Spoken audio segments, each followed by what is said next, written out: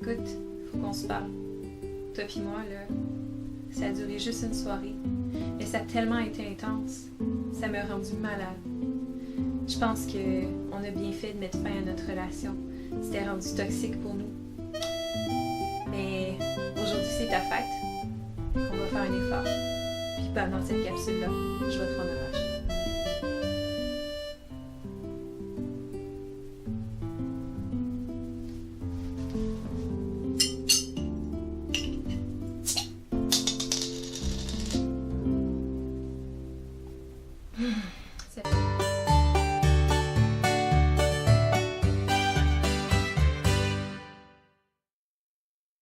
Vikings Gone Wild.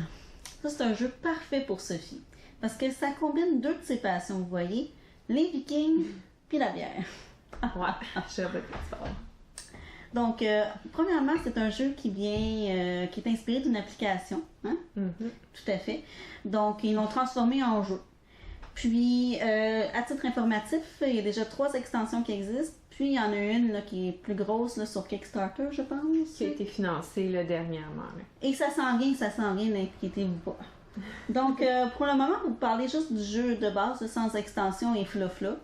Pas trop compliqué. Vous savez que j'aime pas ça, les affaires compliquées. On a un petit village viking à défendre. Imaginez-vous. Puis, c'est comme on a un hôtel de ville qu'on peut upgrader durant la partie. Puis, on peut acheter aussi d'autres bâtiments pour enrichir notre village qu'on a déjà. Mais notre village, il faut le défendre, n'est-ce pas? Fait qu'on a des cartes de défense, des cartes d'attaque aussi. Donc, en fait, j'ai oublié de vous dire que c'est un jeu de deck building à la base. Donc, toutes les cartes qu'on va acheter pour nous défendre, pour attaquer, on va toutes mettre ça dans notre deck. Puis, à ce moment-là, notre deck devient de plus en plus gros, puis plus de choses à faire dans le jeu. Donc, on a des cartes pouvoir aussi, qui apportent une petite touche, comment dirais-je, Sophie, aidez-moi. Une petite touche originale. Originale, une petite touche de fantaisie, disons-le, à ce jeu. Donc, en fait, c'est à peu près ça. Les cartes qu'on va acheter, vous vous demandez où la bière, hein? Les cartes qu'on va acheter se payent en bière ou en or. Ah, ça aussi, j'aime bien ça, l'or. D'où la bière. Moi aussi, j'aime ça, l'or. J'en ai pas vu souvent dans ma vie, là, Excusez. Papa, je vais te rembourser, ça sera pas long. Donc, c'est à peu près ça. Donc, les cartes se payent en bière ou en or. Puis, des cartes de défense, des cartes d'attaque. On upgrade notre village. On se défend. C'est à peu près ça. C'est un jeu merveilleux. N'est-ce pas? C'est très fun comme jeu. Un très bon jeu. Donc, voyons un petit review avec Sophie de ce jeu magnifique. Je vais vous montrer un petit peu plus comment se passe un tour de jeu à la table. On se revoit dans pas long. Donc, je vais vous montrer comment jouer à Vikings Gone Wild. Donc, au début, on installe les cartes comme ça. Donc, chacun des bâtiments ont leur petite place à eux précise. Chacun des guerriers ont leur place. On installe aussi sur la ligne en haut, en fait, sur la voie d'Odin, toutes les petites cartes comme ça. En bas, on installe les petites cartes de faveur des Valkyries. Puis, en bas ici, on installe les bonus de fin de partie. Donc, ensuite, on prépare chacun notre deck. Dans notre deck, on va retrouver 2 cartes or. On va retrouver 6 cartes bière et 2 cartes de guerrier. Donc, comment ça se passe en fait? On mélange notre paquet de cartes, on passe, en fait, on pige 5 cartes et avec les 5 cartes, en fait, c'est notre main pour notre tour. Donc, le tour se produit toujours de la même façon. On a une phase de production au début. Donc, tous nos bâtiments qui produisent vont produire. En ce moment, on n'a pas de bâtiments qui produisent. Donc, la phase de production s'arrête là. Ensuite, la phase de pioche. Donc, chacun pige ses 5 cartes pour son tour. Et ensuite, la phase des joueurs. Donc, tour à tour, les joueurs vont jouer leur tour. Donc, vont jouer leurs 5 cartes. Comme par exemple, moi, dans mes mains, en ce moment, j'ai un or, 3 bières, un guerrier. Donc, en fait, je regarde, je peux acheter n'importe quelle des cartes qui sont là. Comme vous voyez ici, sur les petits, en fait, dans le coin en haut à droite sur les cartes. Oups! Donc, on voit un peu là, le coût de la carte en bière autant qu'en or. Donc, on regarde ce qu'on peut s'offrir pendant le tour. Puis, on peut s'acheter des cartes. Faut savoir qu'on peut toujours échanger 2 ressources pour une ressource. Donc, je pourrais échanger 2 bières pour un or, 2 ors pour une bière, ou encore je peux décider une fois par tour d'attaquer Draco, et puis dans le fond de produire soit un or, soit une bière. Donc c'est ce que je fais pendant mon tour. Pendant mon tour également, je peux décider d'attaquer un autre joueur. Donc je dois attaquer un seul joueur, je choisis lequel, ça doit être un joueur qui n'a pas été attaqué ce tour-là. Je l'attaque avec mes cartes d'attaque, donc les cartes rouges qu'on voit ici, ou les cartes de guerrier viking que j'ai dans les mains. Donc, en fait, je choisis d'avance combien d'attaques que je veux mettre dessus. Donc, je ne peux pas décider de modifier après. Donc, je choisis, par exemple, je t'attaque de 1. Puis là, je vois si lui se défend ou pas. S'il se défend pas, je fais des points. S'il se défend, il fait des points. Donc, c'est ça qu'on peut faire. Quand on construit des bâtiments, mettons que je décide que j'achète, par exemple, une brasserie qui va produire de la bière à chaque tour. Je l'achète, c'est 2 heures, je paye mes 2 heures, je mets le bâtiment. C'est important que je mette un petit logo pour dire que mon bâtiment est en construction. Ce qui veut dire que je ne pourrai pas y jouer tout de suite dans mon bâtiment. Il ne produira pas avant le prochain tour. C'est la même chose pour chacun des bâtiments. Si jamais je me fais attaquer pendant le tour par un des joueurs, mon bâtiment qui se fait attaquer, pour le dire à tout le monde pour qu'on ne puisse pas me réattaquer, on met un petit jeton qui dit qu'il a été attaqué. Donc, pendant le tour, c'est ce qu'on fait. On achète soit des bâtiments, soit des guerriers, soit des cartes de défense, soit des cartes dans la voie de Dain. Puis ensuite, on passe à la phase de stockage. Donc, toutes les ressources qu'on va avoir produites ce tour-là, on les perd. À part si on a des cartes qui nous permettent de les stocker. Donc, des cartes qui nous permettent, par exemple, dans notre village viking, de stocker, par exemple, la bière. Donc, on a la réserve de bière ici. Je ne sais pas si on la voit bien comme ça. Donc, ça permet de stocker de la bière à la fin de chacun des tours. Puis en plus, ça donne des points de victoire quand elle est pleine. Si vous voyez, en bas, il y a une petite étoile. Ça dit ça. Ça dit que quand c'est plein à la fin du tour, on gagne un point de victoire. Donc, c'est pas mal ça. Pour ce qui est du tour des joueurs, à notre tour, sur notre plateau de joueurs, on a toujours 2 objectifs qu'on peut accomplir qui nous donnent des points de victoire. Donc, par exemple, ici, si je dépense au moins 2 heures durant mon tour, je gagne un point de victoire. Donc, c'est automatique. Je le fais. Je dépense ma carte, je gagne mes points. Puis, on avance ici sur dans le fond, la piste de points de victoire.